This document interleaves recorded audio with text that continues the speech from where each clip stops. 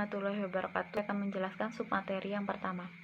Pelaporan PPh pasal 25 dengan MTPN. 1. MTPN nomor transaksi penerimaan negara adalah nomor yang tertera pada bukti penerimaan negara yang diterbitkan melalui modul penerimaan negara atau MPN. 2. Wajib pajak yang melakukan pembayaran PPh pasal 25 pada tempat pembayaran sebagaimana yang dimaksud dalam pasal 2 dan SSP-nya telah mendapatkan validasi dengan MTPN, maka surat pemberitahuan masa PPh pasal 25 dianggap telah disampaikan ke kantor pelayanan pajak sesuai dengan tanggal validasi yang tercantum pada SSP. Wajib pajak dengan jumlah angsuran PPh pasal 25 nihil atau angsuran PPh pasal 25 dalam bentuk satuan mata uang selain rupiah atau melakukan pembayaran tidak secara online dan tidak mendapat validasi dengan MTPN tetap harus menyampaikan surat pemberitahuan masa PPh pasal 25 sesuai dengan ketentuan yang berlaku. Di sini saya akan melanjutkan materi tentang PPh pasal 25 atas orang pribadi pengusaha tertentu atau OPPT. Pertama ada wajib pajak orang pribadi pengusaha tertentu adalah wajib pajak orang pribadi yang melakukan kegiatan usaha sebagai pedagang usaha, sebagai pengecer yang mempunyai satu atau lebih tempat usaha. Kemudian yang kedua ada pedagang pengecer adalah orang pribadi yang melakukan pajak penghasilan, yaitu berupa penjualan barang baik secara grosir maupun eceran atau penyerahan jasa melalui suatu tempat usaha. Kemudian yang ketiga ada wajib pajak orang pribadi pengusaha tertentu wajib mendaftarkan diri untuk memperoleh nomor pokok wajib pajak bagi setiap tempat usaha di kantor pelayanan pajak yang wilayah kerjanya meliputi tempat usaha tersebut dan kantor pelayanan pajak yang wilayah kerjanya meliputi tempat tinggal wajib pajak. Kemudian yang keempat ada besarnya angsuran pajak penghasilan pasal 25 untuk wajib pajak orang pribadi pengusaha tertentu ditetapkan sebesar 0,75% dari jumlah peredaran bruto setiap bulan dari masing-masing tempat usaha.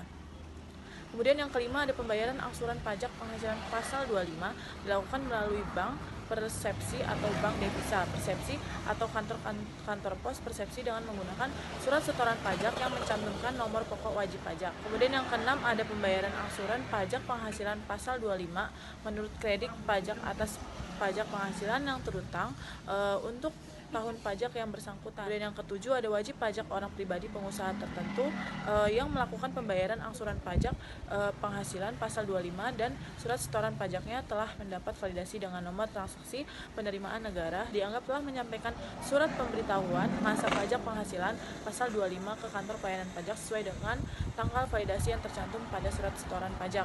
Kemudian yang kedelapan ada wajib pajak orang pribadi pengusaha tertentu dengan jumlah angsuran pajak penghasilan pasal 25 nihil atau melakukan pembayaran tetapi tidak mendapat validasi dengan nomor transaksi penerimaan negara tetap harus menyampaikan surat pemberitahuan masa pajak penghasilan pasal 25 sesuai dengan ketentuan yang berlaku. Terakhir ada dalam hal wajib pajak orang pribadi pengusaha tertentu tidak melakukan usaha sebagai pedagang pengecer di tempat tinggalnya, maka wajib pajak orang pribadi pengusaha tertentu tersebut tidak wajib menyampaikan surat pemberitahuan masa pajak penghasilan pasal 25 di kantor pelayanan pajak yang wilayah kerjanya meliputi tempat tinggal. Saya akan melanjutkan materi yang ketiga, yaitu cara menghitung PPh pasal 25 untuk wajib pajak baru.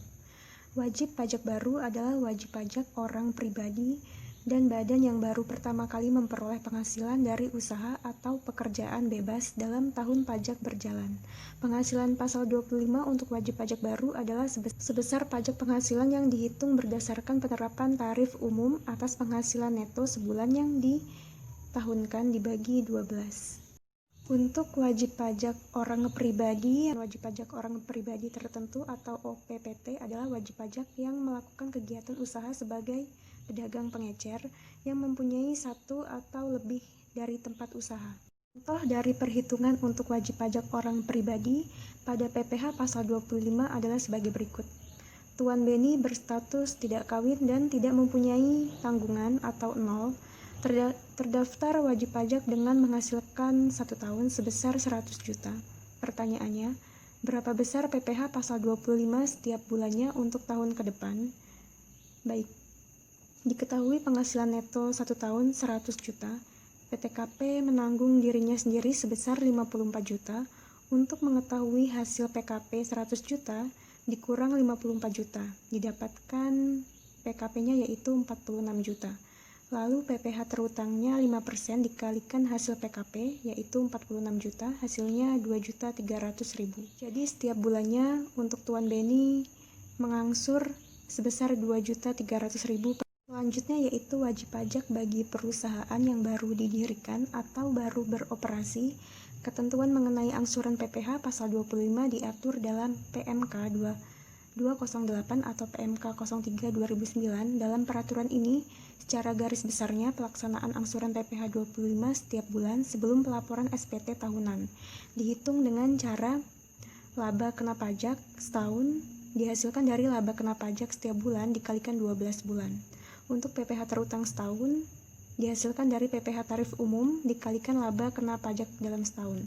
Dan untuk angsuran PPh setiap bulannya dihasilkan dari PPh terutang setahun dibagi 12 bulan.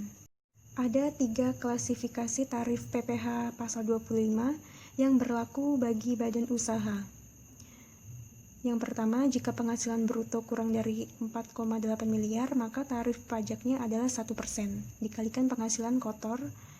Yang kedua, jika penghasilan lebih dari 4,8 miliar sampai dengan 50 miliar, maka perhitungannya adalah 0,25 dikurang 0,6 miliar dibagi penghasilan kotor dikalikan PKP. Dan yang ketiga, jika lebih dari 50 miliar, maka perhitungannya 25% dikali PKP. Yang pertama, contoh perhitungan jika bruto kurang dari 4,8 miliar. Pada tahun 2017, PT Dedi Jaya memperoleh penghasilan kotor sebesar 4 miliar. Maka berapa besar PPh PT Dedi Jaya? Rumusnya adalah 4 miliar dikali 1% sama dengan 40 juta. Selama tahun 2017, PT Dedi Jaya telah menyetor pajak penghasilan karyawan ke kas negara sebesar 8 juta dan pajak PPh pasal 23 sebesar 2 juta. Maka pajak terutangnya adalah 48 juta ditambah 2 juta, hasilnya 10 juta. Jadi 40 juta dikurang 10 juta, 30 juta. 30 juta adalah angka yang bisa dicicil oleh PT Dedi Jaya ke kas negara atas penghasilan badan usaha di tahun 2017. Contoh perhitungan kedua, jika brutonya lebih dari 4,8 miliar sampai 50 miliar. PT Dedi Jaya di tahun 2017 memperoleh penghasilan kotor 10 miliar dan penghasilan kena pajak 3 miliar. Formula perhitungannya adalah 0,25 dikurang 0,6 miliar dibagi 10 miliar dikalikan 3 miliar sama dengan 570 juta. Selama tahun 2017, PT Dedi Jaya telah menyetor pajak penghasilan karyawan sebesar 250 juta dan PPh pasal 23 sebesar 10 juta. Maka pajak terutang pada PT Dedi Jaya adalah 570 juta dikurang 250 juta dikurang 100 juta, hasilnya adalah 220 juta. 220 juta adalah sisa pajak yang harus dibayarkan oleh PT Dedi Jaya ke kas negara atas pajak penghasilan badan di tahun 2017. Pada perhitungan yang ketiga, yaitu contoh perhitungan jika brutonya lebih dari 50 miliar. Tahun 2017, PT Dedi Jaya memperoleh penghasilan kotor 70 miliar dan penghasilan kena pajak sebesar 28 miliar. Maka berapa besar pajak PT Dedi Jaya?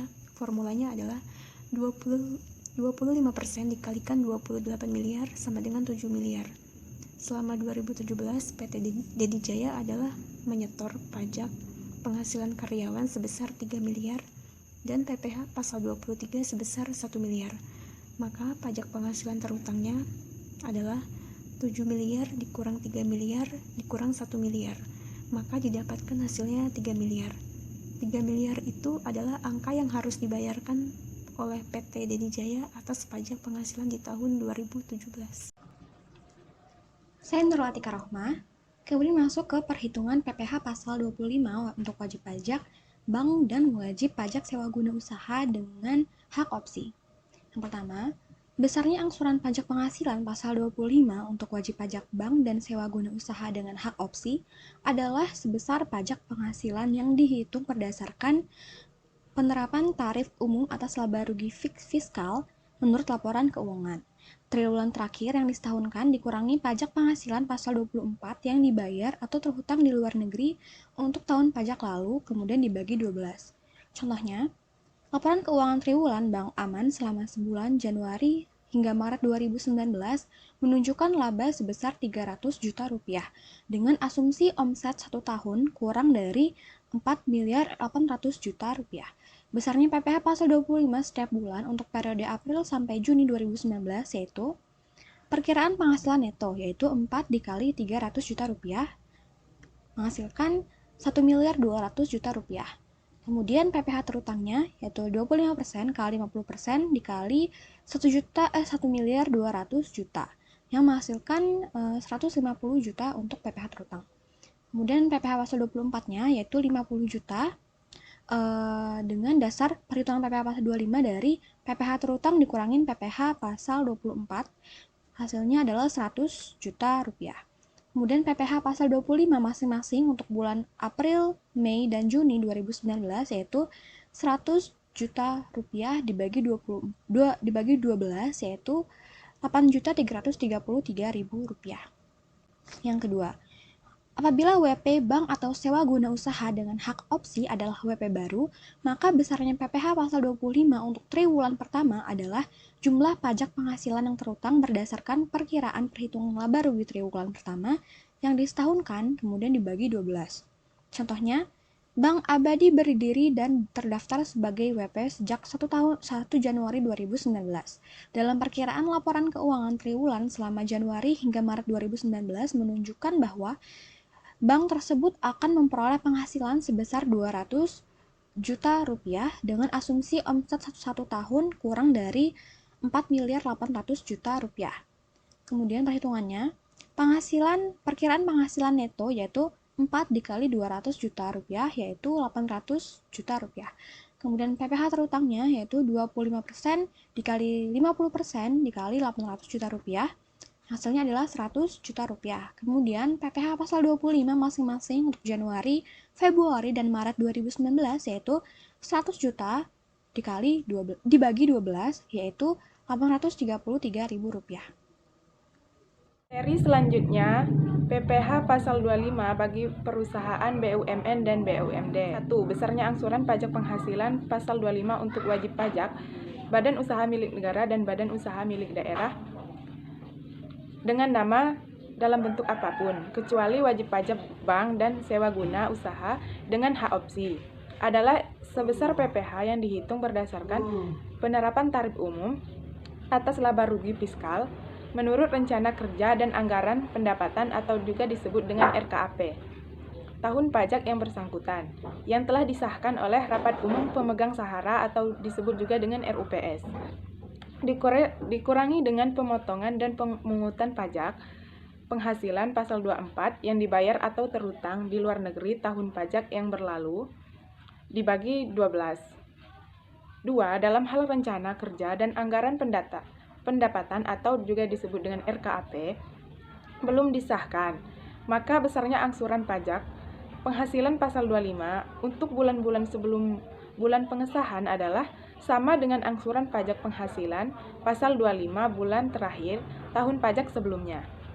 Selanjutnya, PPh pasal 25 bagi perusahaan masuk bursa. Besarnya angsuran PPh pasal 25 untuk wajib pajak masuk bursa dan wajib pajak lainnya yang berdasarkan ketentuan diharuskan membuat laporan keuangan berskala adalah sebesar PPh yang dihitung berdasarkan penetapan tarif umum atas laba rugi fiskal menurut laporan keuangan berkala terakhir dengan disetahunkan dikurangi dengan pemotongan dan pemungutan pajak penghasilan dan pemotongan. Demikian dari kelompok 1 mengenai PPh pasal 25. Terima kasih. Wassalamualaikum warahmatullahi wabarakatuh.